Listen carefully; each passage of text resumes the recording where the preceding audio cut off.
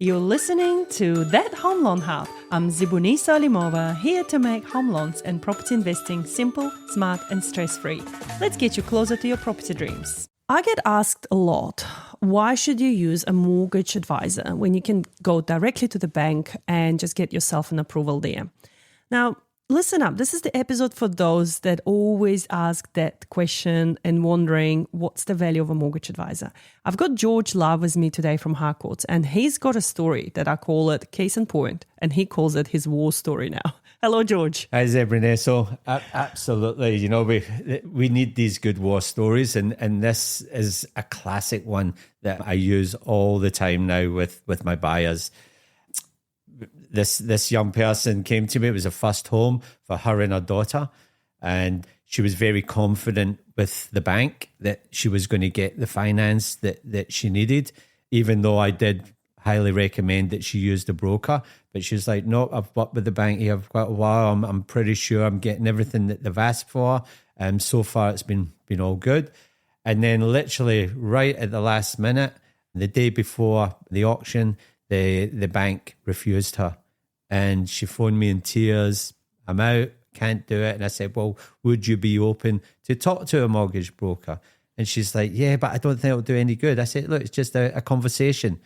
So we put yourself in touch with her. And I think by the end of that day, we got a phone call that she could put an offer in, which was, we were blown away at the speeds that you worked at there. I think you had 10 days for finance, and her offer got accepted, and the conditions were all met within 3 days, which again blew us away. There was 10 days there, but we got it all done within 3 days. And this young lady, you just made her the happiest lady in the world, and her daughter. I've met her, and she's a beautiful little girl, and they are so delighted going into this house. It's a beautiful home, especially for their first home to be. You change lives there. Oh, thank you, George.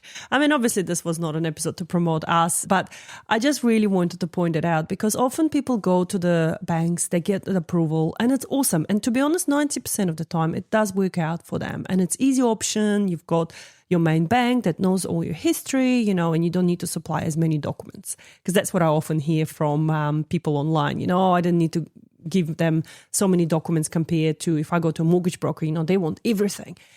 The reason we need everything usually is because we will take you to other banks, and that bank doesn't know anything about you. That's why we need your bank statements. That's why we need your pay slips. That's why we need, you know, verification of who you are as an ID. So for that particular person, what happened there was, I believe her bank has pre-approved her for a certain amount, but then they didn't like the particular property. So it was the property that was an issue for this bank. And I'm finding that this particular bank has been flagging properties left, right and center in Kapiti because it might be in a flooding zone, or it might be, you know, it might have had a history of an insurance claim. But that's all been resolved by now. But they still want reports, you know, like weather-tightness reports, and making clients spend extra money that the clients doesn't really have or doesn't really want to, when the other banks are happy to take that property as a security. Yeah. And I mean, the other things that they don't realise as well with the banks, I mean, this young lady, her father is a builder, you know, so he came through the property and there was nothing that worried him about the property. Everything that would need done, he can do that. And if they don't really take these things into account as well, so it isn't really going to cost her because she's got family supporting her and they're going to do all this work for her as well. I think the other thing is, I think the days of, I mean, when I first came to New Zealand back in early 2000. When you were 5. When I was 5, yes, exactly. Thank you. Thank goodness the camera's not on, is that? Banks used to be saying then, one of their mottos was, the better we know you, the more we can do for you. I think these days are well gone now, the way that the banks run. And it's not a case of that.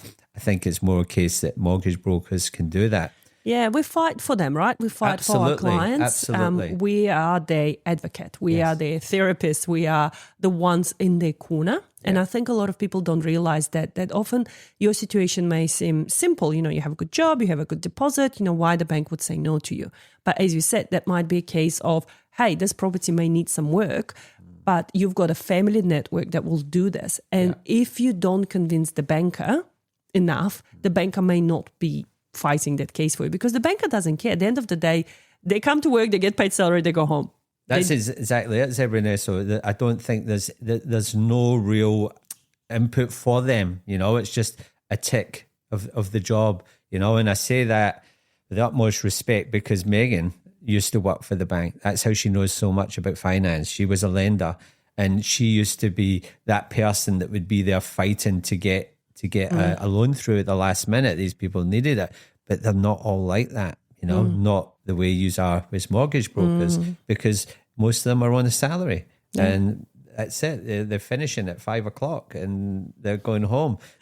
And to be honest, George, I'll tell you, every single banker I know that's fantastic has ended up going either on their own as a mortgage advisor, because being in the bank does not satisfy them, because they want to help they get people. Frustrated with the system. Exactly. And often you are strictly bound by black and white rules. Yeah. So if you can't help a client, then you get frustrated because you personally feel for them. So they end up going to become a mortgage advisor or insurance advisor or real estate. You know, they end up leaving the banking industry as a system because it doesn't work for them. Absolutely. So in the case of that lady, I just want to point out again that what we had to do behind the scenes is to really pull all the strings and connections that we have. Because as mortgage advisors, this is our job, to build those networking connections with the banks.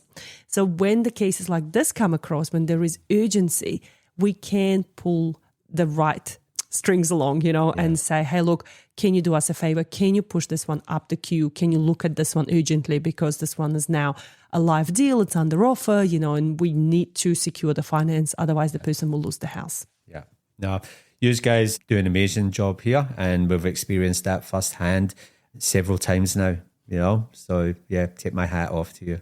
Thank you. I'm glad that you've got another war story to share with people. Absolutely. We need them all. We need them all. Thank you. And for me, again, it's empowering when single mum, you know, can get on a ladder, young people can get on a ladder. Like, to me, when I see them do it, I go, well, you guys have no excuse. If you both are working and you've got good salaries and good deposits, come on, get on the ladder. Exactly. You know, and I think it's about you've got to make the right sacrifices as well. I think too many people want the same home as mum and dad and think they should have that, and they won't accept anything less. Where if you just scaled it down, bought a house that needed a little bit of work, bit of TLC, you know, and build that portfolio up for yourself, that's a better way to get on the ladder. Don't go on as many holidays or trips away and as many coffees, do I dare say. You know, that was one thing the bank were looking at there for a while. But it's true. I know when Megan and I were buying our first house, we were on a real strict saving plan. And it was so strict back then, we used to drink coffee. And we go, should we have a coffee? No, we won't. Okay, let's put that $10 into our savings account now. And straight away, we would go into our app and move that money straight away. And it was little things like that, which were saving us a lot more money every single week that mattered to buy our first home. Exactly. You don't become a millionaire overnight unless you win lotto. But even then, if you don't have the right habits and discipline, you just can't get to that big high net worth position. It's $2 that makes the difference. That's right. It's that every single coin that you save, every single penny that you can save, absolutely matters. And I think people miss that a lot, you know, and they think it's okay to go and have the takeaway every single week or 2 takeaways a week, you know, and it all adds up and hits the pocket. Exactly. Awesome. George, thank you so much. Look forward to having you here again. Thank you. Bye. And that's a wrap on That Home Loan Hub. Don't forget to hit subscribe and join me next time for more property tips and tricks. Your next smart move starts here.